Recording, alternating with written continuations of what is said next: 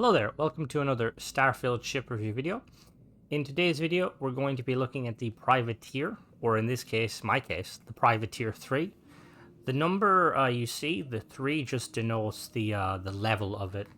So if you're lower level, you may come across just a standard Privateer. If you're higher level, you could, like me, I'm level 50 something, you can come across the Privateer 3.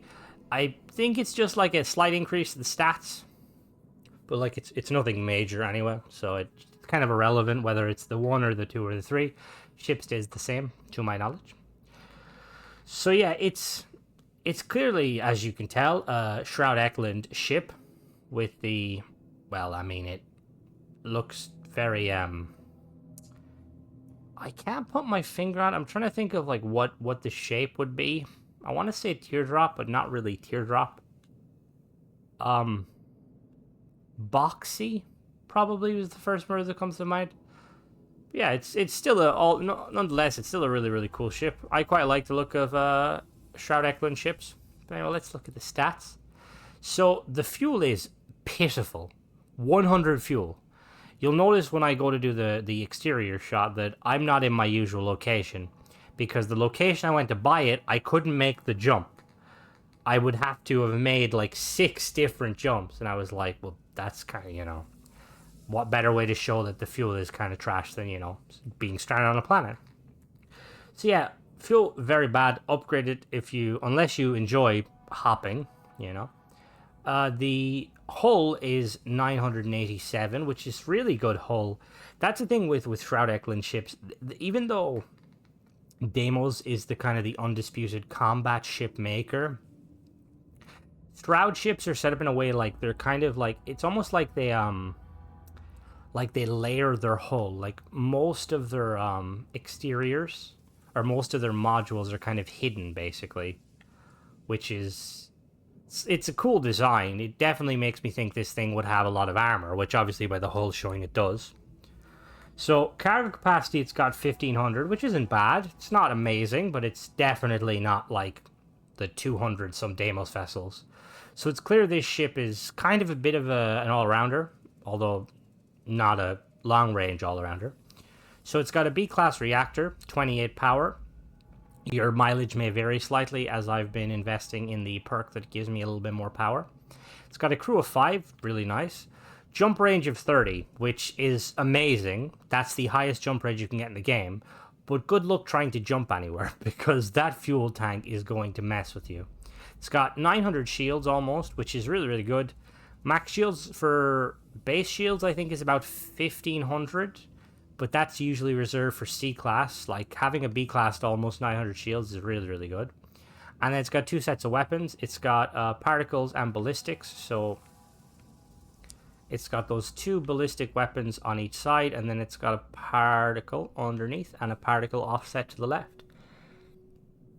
So you stick around to the end of the video, I will show you where I found this ship and purchased it, and then I will also do a teardown of the interior. But yeah, so as you can see, we are where I bought it, but we'll get to that later. This is it from the exterior. We're going to do a quick glamour shot. Really like how it looks. Very cool ship. All the Shroud Eklund ships are very nice. It's got a lot of, seems like there's going to be a lot of space in this ship. Got the docking port on top. Also, weirdly, as you may have noticed there, it had 2 little hard points on top for extra weapons, which is always a nice touch. It's a very big one. So you enter through the port side, middle. So let's climb in. Yeah, this is your standard Shroud Eklund entryway, to my knowledge. Got a door. It's always nice. I have this on a lot of my ships.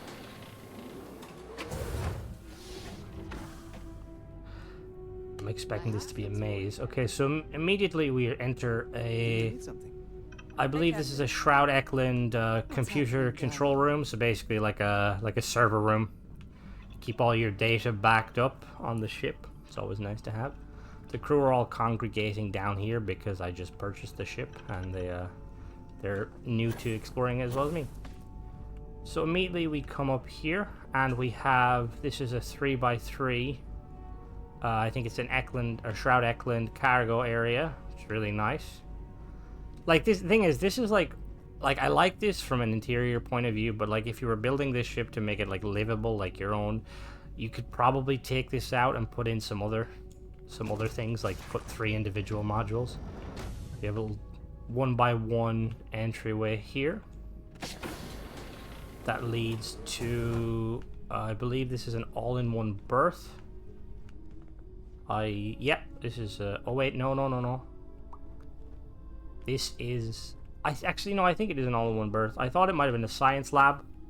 Well, at the end of the video, we'll know for sure, but I think it's an all-in-one berth. And then we've got another 1x1 storage area. Thought that was a monkey teddy, but I was like, yep, that's just a knot. We keep coming back over this way. Got no doors there. Up to the next floor. And up here we have a 3x1 engine room. Really like these engine rooms. Probably wouldn't be my... If I was to design this ship, I probably wouldn't have put the engine room up here. Would have definitely put a crew area, but... You know, that's... I'm not Eklund and Shroud. And then we have the hatch up here for docking. And then if we go through here, I'm assuming this is the cockpit. Yep. I love Eklund and Shroud, or Shroud Eklund, I should say it properly. I love their bridges. They're really, really cool. So you've got the captain's seat here, and then you've got your like co-pilot, your navigator, and then you've got like, let's say, your weapons officers. So they all have room, and the thing is they're separated, which is nice. So that way they're not directly looking at you, so they're gonna, like, you know, talk to you. Just gonna do a quick once over to make sure I didn't miss anything. I don't think I did. The ship was wider. I think actually most of the space is this area down here, this 3x1. It's kind of unnecessary. Just gonna double check. Yep. Okay. So yeah, I mean, thing is, this ship requires a lot of upgrades for it to be like usable. Like, you have to increase the fuel tank, and then I would probably remove that 3x2 or 3x3 cargo area and put some like workshops and stuff. Yeah, let's take her up into space, shall we? So you can see it's a very wide boy. Let's take off. Just looking at the pips. Okay, we've got a lot of pips to play around with. The fact that there's only 2 weapons on the ship gives us a bit more leeway. There's the single fuel tank. I'm pretty sure there's like smaller fuel tanks that add more. It's a weird choice. Because you could understand the fuel tank being tiny if this was like a purely combat vessel, but it's got like a lot of cargo capacity. Right, so just pulling the pips out of everything. Yeah, we have enough pips for everything, and then 2 in grab, which is always really nice. Let's do a quick speed test. It's got a speed of 160 base. Boost speed of 600, which is quite good. It's got... Okay, so the particle weapons are turreted, which is kind of cool. Ballistics are not. We're gonna do a quick... We're gonna do a pitch test. Oh yeah, no, this is... Holy crap, this is fast. Very fast. Yeah, I just overshot. That's how fast. We're gonna do a yaw. Again, extremely fast. And then we do a roll. Yeah, this is really, really good. There's those engines kind of doing work, which is interesting. Only 2 sets of engines. This must be quite a light vessel. Anyway, I'm going to really quickly show you guys where I purchased it. So we're just going to go back down to the planet. Okay, and we're back on the planet. So we are currently on Paradiso. I won't spoil too much, but there's a really cool quest here. Paradiso is on Porima 2 in the Porima system. Let me zoom out. So here it is here. You've got Crix above it, Volii slightly to the left, and then you've got Cheyenne, Narian, and Alpha Centauri all way over to the left. But yeah, you come here, and there's going to be a gentleman here. This guy is the ship seller. Now, anything I can help you with? The thing is this... I'm sure you can find something most of these ship sellers' inventories are random, but anytime I've come here, they only sell the same 4 ships. So I would assume this ship should be here, regardless of, you know, when you go here. But on the off chance that it's not here, I would fast travel away and come back, Because this is also a Shroud Eklund ship, you might also be able to get a neon. So yeah, just keep that in mind. So it's here it is here. It's 230k for me. Now I have the perk that decreases the price by like 40%. So you're probably looking to pay around 260, 270 maybe. Let's do a quick breakdown. Thank you, my good man. I would like to look at the interior. So yeah, so looking at the... Immediately we have the Shroud Eklund Viking CP200 cockpit. We got this big 3x1 engineering bay. These were the what I was talking about earlier, the equipment plates. Really like these. You can basically mount weapons onto them, which is really nice. We've got this Shroud and Eklund docker.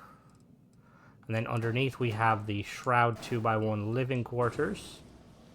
And then the 3x2 cargo hall. Like, that's this. Look at the size of that thing.